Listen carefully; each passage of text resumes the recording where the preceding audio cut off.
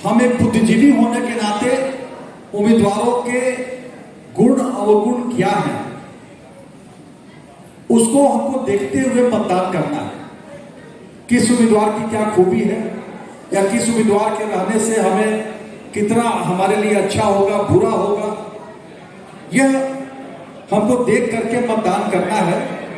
और यह अगर हम करेंगे तो निश्चित रूप से हमने जो देखा है, अभी देखिए आप लगभग 30 वर्षों से क्या 91 से यहाँ भारतीय जनता पार्टी के सांसद है। एक बार छोड़ दिया जाए तो रीता वर्मा जी को 4 बार आप लोगों ने जिताया।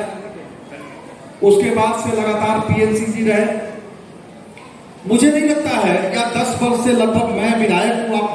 आपके आशीर्वाद से आप लोगों ने मुझे प्रेम स्नेह दिया और मैं तो जाता हूं जहां भी, वहां लोगों से बोलता हूं कि भाई यह चुनौती देके कहता हूं कि आपके जनप्रतिनिधि पर किसी प्रकार का कोई भ्रष्टाचार का आरोप, किसी प्रकार का कोई माफियागिरी का आरोप, किसी प्रकार का कोई रंगदारी का आरोप, किसी प्रकार का चारित्रिक आरोप, ठीक है, मैं इस बात को मानता हूं कि किसी के काम नहीं हुए होंगे, कोई आया होगा व्यक्तिगत रूप से मैं संतुष्ट नहीं कर पाया हूं या कहीं विकास के काम कम हुए हो ज्यादा हुए हैं, वो अलग विषय है।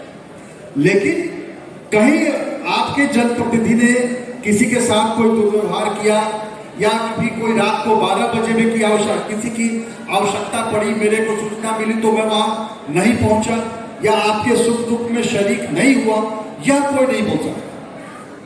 और धनबाद शुरू से आप लोग देख यह उदाहरण है हमारे समक्ष कि आदरणीय सूरजदेव बाबू, उनका भी यहां पर चुनाव में वो हार गए थे और एके राय साहब जैसा साधारण व्यक्ति चुनाव जीत गया था।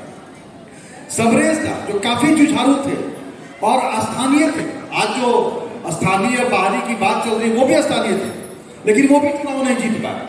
धनबाद हमेशा से एक छवि वाले व्यक्ति को चुनाव में चिंता है, हमेशा से।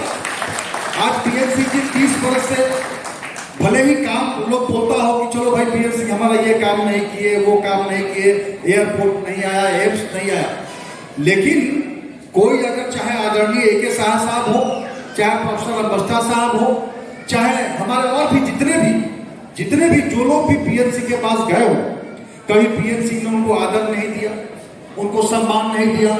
या मुझे तो याद है जब पीएनसी चुनाव लड़ते थे, पहले आदरणीय अम्बस्ता साहब के घर जाकर के प्रणाम करके उनसे आशीर्वाद लेते हैं।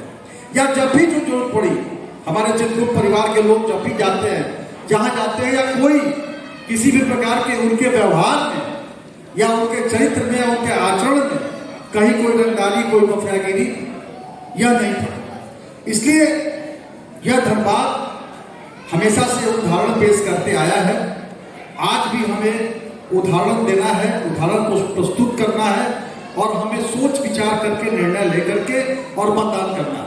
मैं खुद भारतीय जनता पार्टी का कार्यकर्ता हूं, लेकिन आज आपके बीच में मैं आया हूं तो मैं भारतीय जनता पार्टी के कार्यकर्ता के रूप में नहीं आया। और हमारे प्रधानमंत्री जी भी तो यही कहते हैं कि हम भ्रष्टाचार को बर्दाश्त नहीं करेंगे।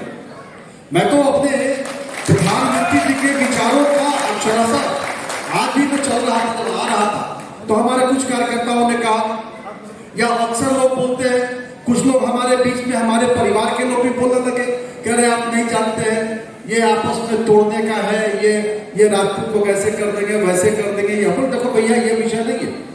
हमारे माननीय प्रधानमंत्री जी ने आग्रह किया है देश के लोगों से कि भ्रष्टाचार का विरोध कीजिए।